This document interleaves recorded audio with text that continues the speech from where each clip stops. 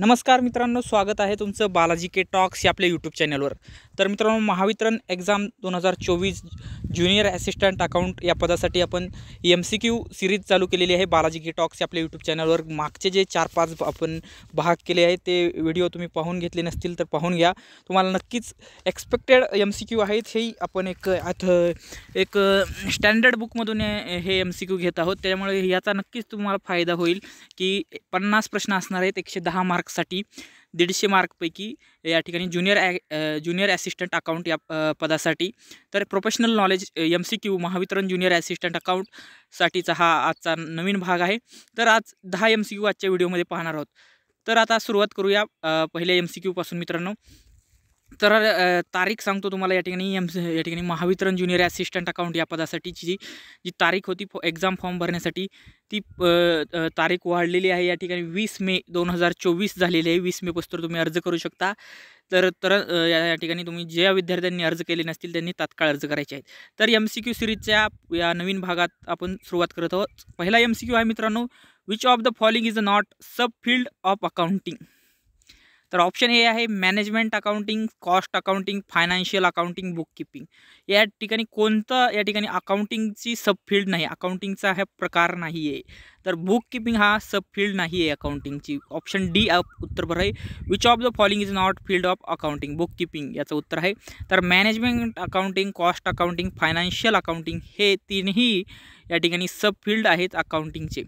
पुढचा प्रश्न आहे मित्रांनो, revenue from sale of product is generally realised in the period in which. तर या प्रश्नाचं उत्तर तुम्ही कमेंट करायचं आहे। पहिला ऑप्शन आहे cash is collected, sale is made, product are manufactured or none of the above. तर या प्रश्नाचं उत्तर आहे मित्रांनो option B, sale is made. Revenue from sale of product is generally realised in the period in which sale is made. तर revenue from sale of product is generally realized in the period in which sale is made। प्रश्न पुढचा MCQ आहे 3 नंबरचा मित्रांनो, the determination of expenses for an accounting period is based on principle of. तर प्रश्न ऐकून घ्या मित्रांनो, the determination of expenses for an accounting period is based on the principle of. तर मित्रांनो ऑप्शन या ठिकाणी दिलेले आहेत, ऑब्जेक्टिव्हिटी, मटेरियलिटी, मॅचिंग, एंटिटी। कोणत्या कन्सेप्टनुसार हे आहे मित्रांनो, तर उत्तर द्यायचं आहे मित्रांनो, the determination of expenses for accounting period is based on the principle of. तर या प्रश्नाचं उत्तर आहे option B, materiality. The determination of expenses accounting period is based on the principle of materiality. तर मित्रांनो the determination of expenses for an accounting period is based on the principle of matching उत्तर आहे। तर मित्रांनो चुकून माझ्याकडून materiality सांगण्यात आलं होतं। The determination of expenses for accounting period is based on the principle of matching. तर the determination of expenses for accounting period the determination of expenses for an accounting period is based on the principle of matching। पुढचा प्रश्न आहे, it is essential to standardize the accounting principle and policies order to ensure। Option A transparency, option B consistency, option C comparability, option D all of the above. तर या प्रश्नाचं उत्तर तुम्हाला comment करायचं आहे मित्रांनो, it is essential to standardize the accounting principle and policies order to ensure. तर या प्रश्नाचं उत्तर तुम्ही कमेंट केलंच असेल। तर या प्रश्नाचं उत्तर आहे all of the above, option D. तर मित्रांनो it is essential to standardize the accounting principle and policies in order to ensure. तर या प्रश्नाचं उत्तर आहे ऑल ऑफ द अबाउट। तर मित्रांनो it is essential standardize the accounting principle and policies in order ensure transparency, consistency and comparability हे तिन्ही option बरोबर आहेत। पुढच्या प्रश्नाकडे वळूया मित्रांनो, 5वा MCQ आहे, change in accounting estimate means. तर ऑप्शन या ठिकाणी दिलेले आहेत, तुम्ही या ठिकाणी उत्तर काय आहे ते कमेंट करायचं आहे। तुम्ही पाहू शकता या ठिकाणी स्क्रीनवर। तर या 5 नंबरच्या क्वेश्चनचं उत्तर आहे option D, both A and B. तर change in accounting estimate means differences arising between certain parameters estimated earlier and reestimated during the current period. आणि बी आहे differentiation arising between certain parameter estimated earlier and actual result achieved during the current period.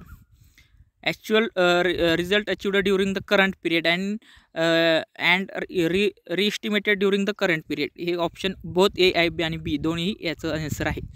पुढचा प्रश्न आहे मित्रांनो 6वा MCQ आहे. Which account is odd one account. तर odd one account या 4 account दिलेले आहेत, त्याच्यातील ऑड वन अकाउंट ओळखायचं आहे. तर तुमच्यासाठी पहिला ऑप्शन आहे मित्रांनो, कमेंट करायचं आहे answer. Office furniture and equipment account, free hold land buildings account, inventory of raw material आणि प्लांट अँड मशिनरी. तर याचं उत्तर तुम्ही अकाउंटिंगच्या बेसिक कन्सेप्ट तुमच्या क्लिअर असतील तर तुम्ही नक्कीच या प्रश्नाचं उत्तर खूप इझी आहे. तर ऑप्शन सी उत्तर आहे याचं, इन्व्हेंटरी ऑफ रॉ मटेरियल. तर प्रश्न पहा मित्रांनो, which account is odd one account. तर ऑड कोणतं आहे, इन्व्हेंटरी अँड रॉ मटेरियल. बाकीचे तुम्ही पाहिले तर office furniture and equipment account हे सुद्धा फिक्स्ड ॲसेटमध्ये येतं. लँड अँड बिल्डिंग फिक्स्ड ॲसेटमध्ये अकाउंट आहे. प्लांट अँड मशिनरीसुद्धा फिक्स्ड ॲसेटमध्ये या ठिकाणी अकाउंट येतं. फिक्स्ड ॲसेट प्लांट अँड मशिनरीचा प्रकारसुद्धा फिक्स्ड ॲसेटमध्ये येतो. मात्र इन्व्हेंटरी अँड रॉ मटेरियल्स हे करंट या ठिकाणी इन्व्हेंटरी अँड रॉ मटेरियल्स हे करंट ॲसेटमध्ये येतं, त्याच्यामुळे हे ऑड वन अकाउंट आहे. तर पुढचा प्रश्न पाहूया मित्रांनो. तुम्हाला हा प्रश्न कन्सेप्ट समजलीच असेल. तर बाकीचे जे 3 अकाउंट्स दिलेले आहेत त्या प्रश्नात ॲन्सरमध्ये ते फिक्स्ड ॲसेट आहेत आणि option C inventory and raw material हे करंट ॲसेट आहे, त्याच्यामुळे हे ऑड वन अकाउंट आहे. पुढचा प्रश्न आहे in double entry system of book keeping every business transaction affects. तर हा मित्रांनो बेसिक प्रश्न आहे, बेसिक अकाउंटिंगशी. तर मित्रांनो बेसिक अकाउंटिंगशी रिलेटेड हा प्रश्न आहे. In double entry system bookkeeping of every business transaction affects. Option A 2 accounts, option B 2 sides of same account, option C the same account on 2 different dates, option D all of the above. तर याचं उत्तर answer comment करायचं मित्रांनो. तुम्ही जर comment केलंच असेल तर आता आपण याचं ॲन्सर पाहणार आहोत. तर मित्रांनो या प्रश्नाचं उत्तर आहे option A 2 accounts. In double entry system of book keeping every business transaction affects and 2 accounts. या ठिकाणी डबल एंट्री सिस्टीममध्ये प्रत्येक या ठिकाणी ट्रान्झॅक्शनचे 2 इफेक्ट होतात 2 अकाउंट्समध्ये. तर त्यामुळे या प्रश्नाचं उत्तर आहे 2 अकाउंट्स. एक डेबिट साईड असते, एक साईड डेबिट झाली तर एक साईड क्रेडिट होत असते, याचा असा अर्थ आहे मित्रांनो. Every double entry system credit book keeping every business transaction affects 2 accounts. एका अकाउंटला डेबिट झालं तर एका अकाउंटला क्रेडिट होतं मित्रांनो, त्यामुळे याचं उत्तर आहे 2 अकाउंट्स. पुढचा प्रश्न आहे मित्रांनो 8 नंबरचा MCQ आहे. Which of the following type of information are found in subsidiary ledger but not in the general ledger. तर मित्रांनो तुम्हाला या ठिकाणी विचारलेलं आहे कोणता खालीलपैकी प्रकार आहे तो सबसिडरी लेजरमध्ये सापडतो but not in the general लेजरमध्ये सापडत नाही. तर आता आपण पाहणार आहोत. ऑप्शन ए आहे total cost of goods sold in for the period, option B आहे the quantity of particular product sold during the period, option C आहे the amount on particular seller, option D आहे the portion of total current asset that consist of cash. तर 8 नंबरच्या प्रश्नाचं उत्तर आहे मित्रांनो option B the quantity of particular product sold during the period. Which of the following type of information found in subsidiary ledger but not in the general ledger. तर या option आहे the quantity of particular product sold during the period. Option आपण आता पुढचा प्रश्न आहे 9 नंबरचा MCQ आहे मित्रांनो.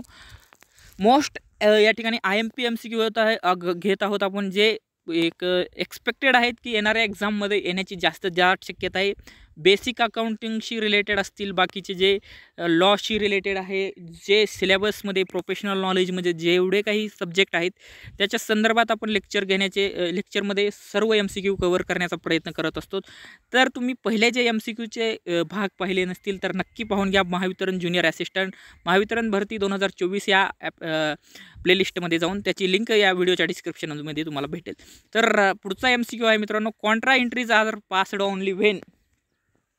Contra entries are passed only when option A double column cash book is prepared, 3 column cash book is prepared, option C simple cash book is prepared, option D none of the above. तर या प्रश्नाचं उत्तर आहे 9व्याचं मित्रांनो option B 3 column cash book is prepared.